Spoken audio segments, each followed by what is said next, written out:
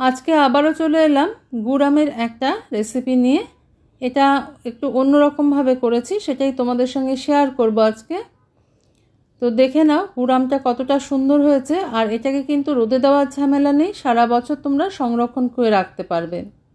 একটু পুরনো পদ্ধতিতে দেখালাম আমি তোমাদের, আগে যেভাবে করা হতো সামান্য ঘরোয়া উপকরণ দিয়ে, সেটাই আমি তোমাদের সঙ্গে আজকে শেয়ার করব। 4টে কাঁচা আম নিয়ে নিয়েছি আমি, কিছুটা হলুদ হয়ে গেছে, তবে আমটা ভীষণ টক।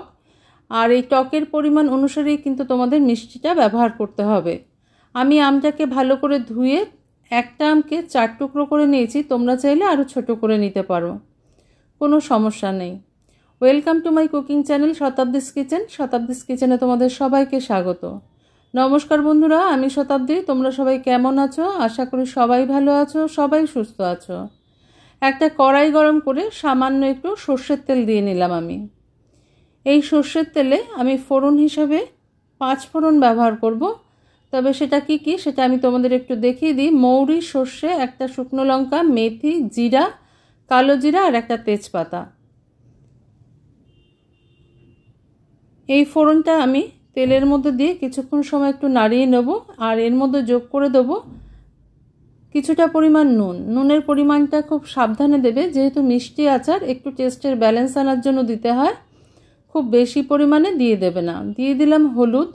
মিষ্টি আচারে কিন্তু একটু হলুদ দিলে রঙটা খুব সুন্দর হয়, গুড় আমেও তাই।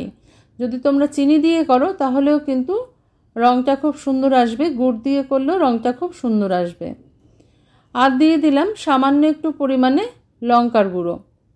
এগুলো দিলে কি হয়, হলুদ নুন দিলে রঙটা সুন্দর আসে, আর একটু ঝাল ঝাল খেতে হয়, ভালোই লাগে, খারাপ লাগে না খেতে।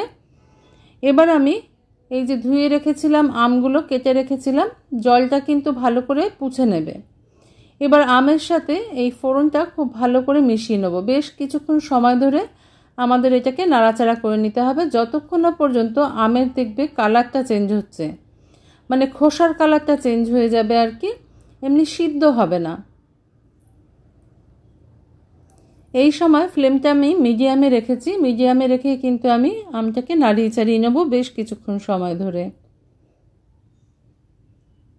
কিছুক্ষণ সময় নাড়াবার পর দেখবে আমের গা থেকে একটু জল ছাড়তে শুরু করবে। এই জলটাও আস্তে আস্তে শুকিয়ে যাবে। এই আচারে আমি কিন্তু কোনো জলের ব্যবহার করব না, সেই জন্য এটাকে সারা বছর কিন্তু সংরক্ষণ করে রাখতে পারবেন। আম আমরা বিভিন্নভাবে সংরক্ষণ করতে পারি, তবে আচার করে রাখলে সারা বছর খাওয়া যায়।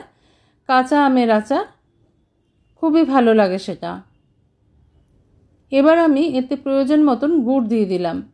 আমার এই 500 আমের জন্য কিন্তু 750 গুড় লেগেছে, কারণ আমটা ভীষণ টক ছিল। এই গুড়টাকে দিয়ে নাড়াচাড়া করে আমি কিছুক্ষণ সময়ের জন্য এটাকে একটুখানি ঢাকা দিয়ে দেবো। ঢাকা দিলে কি হবে, গুড়টা খুব তাড়াতাড়ি নরম হয়ে যাবে আর গলে যাবে। ফিরে এলাম কিছুক্ষণ বাদে। একটুখানি চেক করে নিতে হবে মাঝে মধ্যে, যেহেতু গুড় নিচে লেগে যাওয়ার একটা সম্ভাবনা থাকে।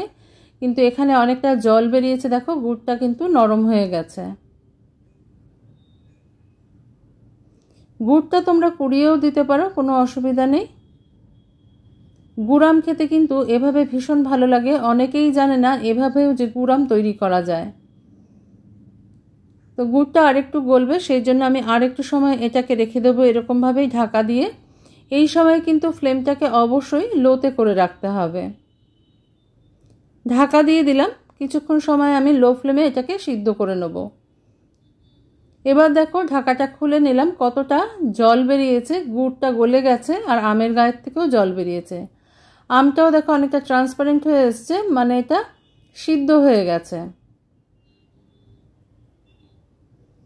এবার যে গুড়ের থেকে জলটা বেরিয়েছে আর আমের গায়ের থেকে জলটা বেরিয়েছে, এই সমস্ত জলটা কিন্তু আমাদের একটু হাই ফ্লেমে রেখে শুকিয়ে নিতে হবে। এটাকে আমি হাই ফ্লেমে রেখে শুকাতে শুকাতে একটা মশলা তৈরি করে নেব। মৌরি, শুকনো লঙ্কা, মেথি, তেজপাতা আর গোটা ধনে, এই সামান্য কয়েকটা উপকরণ লাগবে। আগে যে রেসিপিটা আমি তোমাদের গুড়ামের দেখিয়েছিলাম সেটা অন্যরকম ছিল মশলাগুলো, এটা অন্যরকম একটু। এই সাধারণ মশলাগুলোই কিন্তু আগেকার দিনে ব্যবহার করা হতো, সবার কাছে সব জিনিস থাকতো না। ঘরে যে কটা মশলা থাকতো সেই মশলা দিয়ে কিন্তু তারা গুড়াম তৈরি করতেন। সেটাই আমি তোমাদের সঙ্গে আজকে শেয়ার করে দিলাম। এবার এই মশলার গুঁড়োটা করে কিন্তু আমি এই আচারের সঙ্গে মিশিয়ে দিলাম। যে যতটা পরিমাণ আম নেবে সেই অনুসারে কিন্তু মশলার পরিমাণটা নিতে হবে।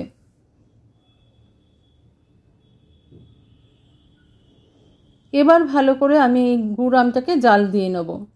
দেখো জাল দিতে দিতে অনেকটা আমের গুড়ের পরিমাণ কিন্তু কমে এসেছে, গুড়টা শুকিয়ে এসেছে আর আমের গায়েও কিন্তু লেগে গেছে। গুড় কিন্তু খুব বেশি জাল দিয়ে ফেলবে না, একটু ঝোলঝোলে অবস্থায় থাকতে কিন্তু এটাকে নামিয়ে নিতে হবে, না হলে গুড় ঠান্ডা হয়ে গেলে চিটচিটে হয়ে যায় আর শক্ত হয়ে যায়। সেই জন্য এই রকম ঝোলঝোলে অবস্থায় আমি এটাকে নামিয়ে রাখবো।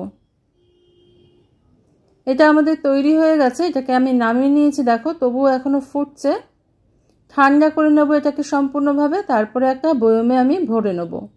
বয়মটা অবশ্যই পরিষ্কার করে নেবে, স্টেরিলাইজ করে নেবে যাতে কোনো জল না থাকে, বা রোদেও শুকিয়ে নিতে পারো। দেখো কত সুন্দর হয়েছে গুড়াম। এইভাবে তোমরা তৈরি করে খেতে পারো। ভালো লাগলে অবশ্যই একটা লাইক, শেয়ার, কমেন্ট, সাবস্ক্রাইব করার অনুরোধ রইল তোমাদের কাছে। আজকে তাহলে এই পর্যন্তই বন্ধুরা, দেখা হচ্ছে পরের দিন অন্য কোনো রেসিপি নিয়ে। ভালো থেকো, সুস্থ থেকো সবাই।